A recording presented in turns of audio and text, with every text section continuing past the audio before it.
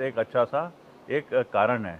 इस रास्ते में अगर हम देखें तो सबसे पहले तो जो एक रिज है, उस रिज में ही 5 छोटे-छोटे हिल टॉप्स नीचे से ऊपर को शुरू होते हैं, जो कि दर्शाते हैं कि कैसे इस इलाके में कभी 5 पांडव आए होंगे। इस इलाके में जो जगह है, उनके नाम किस प्रकार से होते हैं। यहाँ पर गौरी माई, माँ गौरा, उनका गौरी माई का खड़क, गौरी खड़क। उसके बाद में कितना सुंदर लगता है वो नाम, गोमकारा। इस इलाके में एक जो जगह जगह है, जब केदारनाथ मंदिर जब बनना शुरू हुआ, जब पांडवों ने मंदिर बनाया, तो गाथा यह है कि पत्थर त्रिजुकी नारायण से जाया करते थे।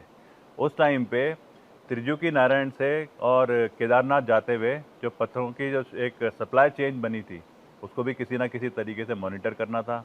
ना उस टाइम पे कम्युनिकेशन सेटअप होता था, ना जैसे मैं अभी आपसे बात कर रहा हूँ ऐसे मोबाइल के सिस्टम होते थे। तो तब कोई अलग प्रकार की आवाज़ निकल करके या आग लगा करके या कोई रिफ्लेक्शन वाली चीज़ें दिखा करके मैसेजिंग होती थी, जिसे हम बोलेंगे कोडेड मैसेजेस होते थे।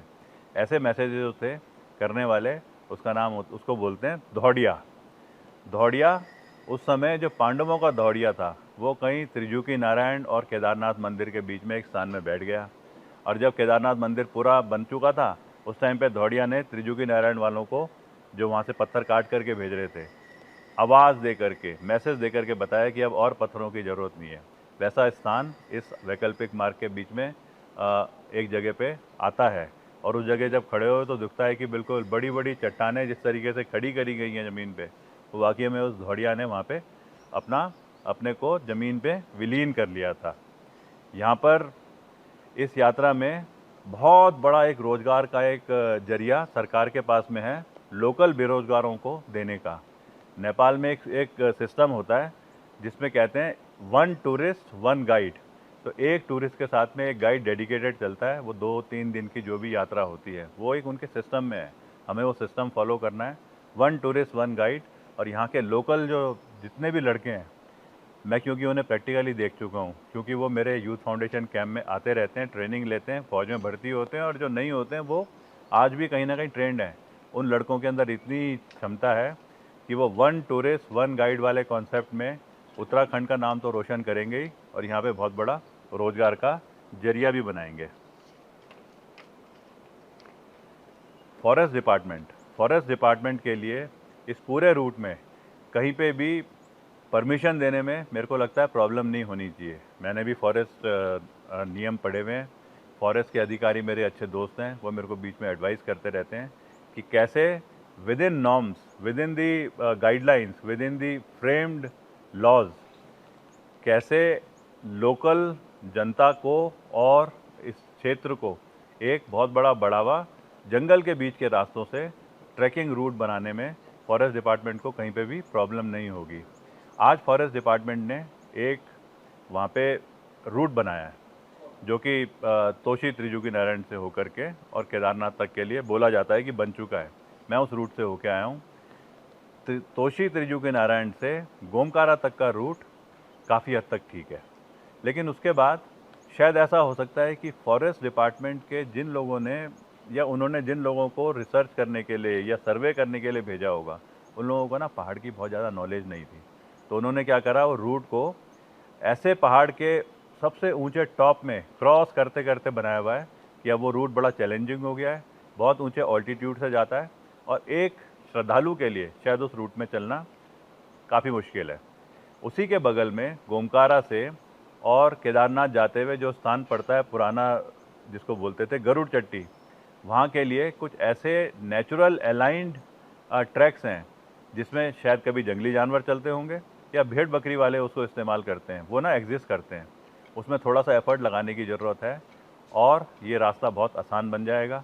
इस रास्ते में ऊंचाइयों से आपको जाकर के क्रॉस नहीं करना पड़ेगा।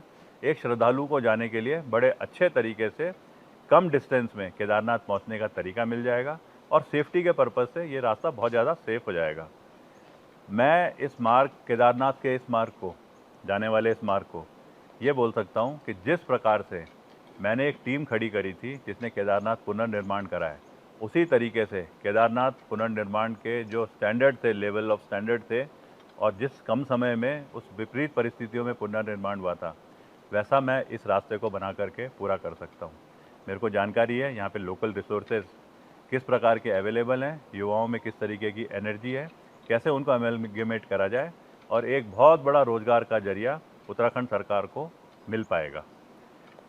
इस इलाके को अगर किसी को समझना है तो मैं कह सकता हूँ कि तोशी गांव के रहने वाले गीताराम सेमवाल, त्रिजुकी नारायण गांव के रहने वाले पूर्णानंद भट्ट, मनिंदर सेमवाल, मनिंदर गैरोला, अंकित गैरोला और जग्गी भगवान के आशीष राणा, अगर कोई इन लोगों से मिले तो इन लोगों को ना इस इलाके का चप्पा चप्पा समझ में आता है। इन लोगों को इस इलाके को कैसे सुरक्षा के दृष्टि से, कैसे प्राकृतिक दृष्टि से, कैसे बगैर किसी इन्वायरमेंट को डिस्ट्रॉय करें, बहुत अच्छे तरीके से इस्तेमाल करके एक बड़ा जरिया बना सके। आज मैं दोबारा से एक बात बोलना चाहूँगा कि जिस प्रकार से कर्नल अजय कोठियाल पे सब लोगों की उम्मीद रहती है कि समाज में अपने पुराने एक्सपीरियंस को लेकर के वो अपना योगदान देता रहे, उसके लिए हमेशा प्रयासरत रहूँगा। और ऐसा ही जो प्रयास मैं करके आ रहा हूँ, इस प्रयास को आगे बढ़ाने के लिए मैं चाहूँगा कि मेरे साथ ज़्यादा से ज़्यादा लोग जुड़ें जो कि उत्तराखंड को एक बेहतर उत्तराखंड बनाने में अपना चुपचाप रह करके भी योगदान देना चाहते हैं। जय हिंद, नमस्कार। अगर आप ये वीडियो YouTube पर देख रहे हैं तो हमारे चैनल को सब्सक्राइब करें और बेल आइकन को दबाना ना भूलें। अगर आप Facebook पर ये वीडियो देख रहे हैं तो हमारे पेज को लाइक करें।